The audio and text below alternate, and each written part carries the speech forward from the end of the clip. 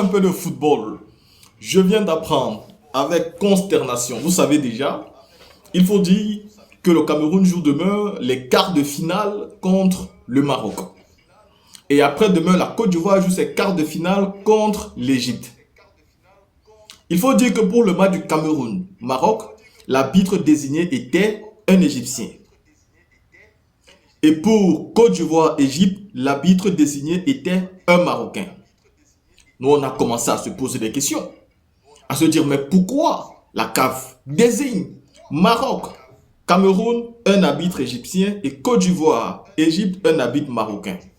Mais là encore, que ce soit le Cameroun ou la Côte d'Ivoire, aucune fédération ne s'est plainte. À l'heure où je vous parle, la fédération marocaine a contesté la désignation de l'arbitre égyptien qui devait arbitrer le match du Maroc-Cameroun. Et la CAF a décidé de répondre favorablement au Maroc en changeant les habits, mais sans signaler à la fédération camerounaise. Oui, je ne sais pas si vous comprenez, c'est extrêmement grave. Parce que quand des habits sont choisis, les deux fédérations sont au courant en même temps. Et s'il y a des réserves, s'il y a des contestations, alors celles-ci peuvent faire toutes leurs contestations. Seulement, la CAF vient aujourd'hui de céder au chantage du Maroc en retirant l'arbitre qui de facto avait déjà été désigné, dont l'arbitre égyptien, pour le match du Cameroun-Maroc, et en imposant un nouvel arbitre. Et l'arbitre qu'ils ont imposé, c'est l'arbitre mauritanien. C'est donc un arbitre mauritanien, à l'heure où on parle, qui va arbitrer le match du Cameroun contre le Maroc. Seulement, Samuel Eto'o a décidé de ne pas laisser. Il est en train de créer une alliance avec le président de la fédération nigériane pour apporter une contestation à cela. Parce qu'il est inadmissible comme un arbitre dont toutes les fédérations sont d'accord. Et on décide de jouer alors que nous-mêmes on pense que l'arbitre égyptien ne va pas faire un bon boulot pour nous. Mais que derrière les Marocains, parce que la Coupe d'Afrique est au Maroc, décident eux d'approcher la CAF et de dire à la CAF, on n'est pas d'accord avec les arbitres que vous avez mis là, voici les arbitres que vous devez mettre. Et du coup, le président de la CAF, Monsieur Motsepe, décide de changer, n'est-ce pas, les arbitres de ce match-là et croit que ça va rester comme ça. Voici donc les comportements de l'Afrique. Il faut arrêter ce comportement des pays tiers. Il faut arrêter. C'est-à-dire, c'est de la vieille école. C'est-à-dire, ça prouve à quel point nous, les Africains, on ne se fait même pas confiance. Mais le Maroc, vous êtes favori de cette Coupe d'Afrique des Nations, à ce que je sache.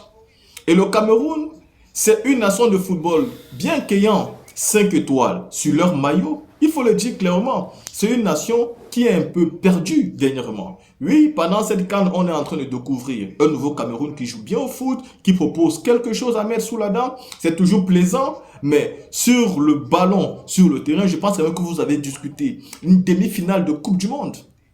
Vous êtes aujourd'hui, selon vous-même, une grande nation de football. Alors pourquoi commencer à faire des revendications au niveau des arbitres? Envoyer, n'est-ce pas, des gens à la CAF, aller imposer de nouveaux arbitres alors que l'arbitre égyptien avait déjà été désigné. Et croire qu'à quelques heures de la rencontre, vous pouvez imposer quand vous changez les arbitres sans que ça ne dérange personne. Non, Monsieur Samuel Eto'o est à l'heure où je vous parle en train de préparer une contestation claire sur l'arbitre qui va arbitrer le match de demain. Ah ouais, ça sera très grave. Ça veut dire les tensions de ce match-là. Les tensions de ce match-là ont déjà commencé alors que le match n'a même pas encore commencé. Ce que je vais dire à mes frères marocains, préparez-vous mentalement à perdre. Parce que c'est seulement du football. Vous pouvez gagner ou vous pouvez perdre le jeu. Ne vous mettez pas dans la peau automatiquement des vainqueurs. Si vous vous mettez automatiquement dans la peau des vainqueurs, vous pouvez avoir une très mauvaise surprise. Parce que j'ai l'impression que les Marocains viennent jouer cette compétition en se disant on gagne jusqu'à la finale. Ce qui fait à ce qu'ils ne seront jamais prêts à une défaite. Et ce qui fait que ça va les faire très mal. Ils pourraient même avoir des morts. Pourtant, un match de football, c'est un jeu entre les différentes nations. C'est pourquoi moi, souvent, dans mes analyses, je suis plutôt réaliste. Je regarde ceux qui prouvent un beau football sur le terrain. Et dernièrement, les Marocains n'ont rien prouvé du tout. Parce qu'ils n'ont pas rencontré des nations qui sont aussi très flamboyantes. Ils ont rencontré, je pense, la Zambie. Ils ont rencontré le Mali, qui était la seule nation bien forte, un peu avec eux. Et le Mali a quand même pu arracher un match nul. Oui, le Mali a pu arracher un match nul avec eux. Ils ont affronté la Tanzanie et ils n'ont pas été capables de battre la Tanzanie sans l'aide de l'arbitre. Il a fallu que l'arbitre refuse à la Tanzanie un penalty clair, net, dont nous tous, nous avons bien vu. Ils ont joué encore contre qui, si vous pouvez m'aider en commentaire, mais il n'y avait que ces nations-là. Mais c'est normal, quand vous êtes le pays organisateur, on vous met souvent dans une poule favorable pour vous permettre d'arriver au minimum au huitième de finale. Parce que ce ne serait quand même pas juste de voir une nation qui organise de quitter une compétition avant les huitièmes, je vais dire en poule. Ce n'est pas très cool. Donc on les a aidés dans cette poule-là. Mais même dans cette poule-là, bien qu'ils ont joué, ils ne sont pas sortis là avec 9 points. Et du coup, ils ont perdu leur titre de favori. On a maintenant commencé à avoir les favoris comme le Nigeria qui est sorti avec ses 9 points. On a commencé à avoir des favoris comme l'Algérie. On a commencé à avoir des favoris comme la Côte d'Ivoire. Encore plus quand la Côte d'Ivoire vient de taper le Burkina Faso, automatiquement elle se positionne en favori parce qu'elle tape le Burkina avec la manière. C'est quand même 3-0.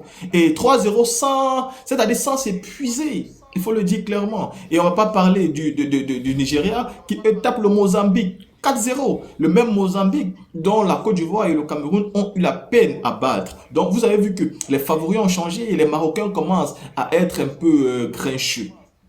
Il faut vous préparer à perdre. Parce que décider vous-même de qui va arbitrer le match, c'est prouver déjà que vous avez acheté le match. Même si aujourd'hui la Fédération camerounaise de football partait à cette rencontre-là sans changement d'arbitre, vous-même, vous vous êtes déjà tiré une balle sur le pied face à tout le monde. Il ne faut pas vous mettre autant de pression. Parce que moi, j'ai vraiment l'impression que les Marocains se mettent de la pression eux-mêmes. Il fallait prendre le match du Cameroun comme vous prenez tous les autres matchs. C'est le Cameroun.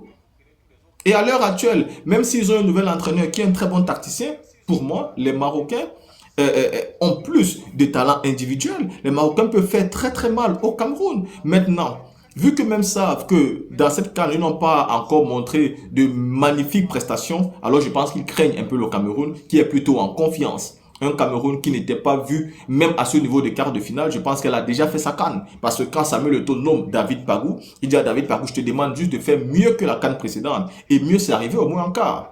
Et oui, parce que Rigobert lui sort en huitième de finale, en se faisant humilier par le Sénégal, je crois 2 ou 3-0. Donc ici, David Pagou vient quand même de se retrouver en huitième de finale, ayant joué dans la même poule que la Côte d'Ivoire, que le Gabon, que le Mozambique. Le Cameroun sort quand même de là avec 7 points.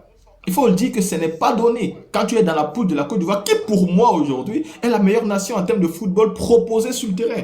Quand tu vois la Côte d'Ivoire jouer, en fait, quand elle est vraiment décidée de gagner un match, moi je vois cette Côte d'Ivoire faire très mal en Coupe du Monde. Hein. Moi, c'est même pas en Coupe d'Afrique, je les regarde. La Côte d'Ivoire a une équipe qui peut faire très mal dans 4 mois en Coupe du Monde. Ça veut dire atteindre minimum ses premiers quarts de finale dans son histoire. Et ça, je vous assure, moi je vois la Côte d'Ivoire. Et si la Côte d'Ivoire atteint les quarts, bah pourquoi pas atteindre même le dernier carré, c'est-à-dire les demi-finales et même la finale. Parce que c'est possible, le Maroc l'a fait, tout le monde peut le faire. Les Blancs, ils jouent à 11 sur le terrain. Nous aussi, on joue à 11 sur le terrain.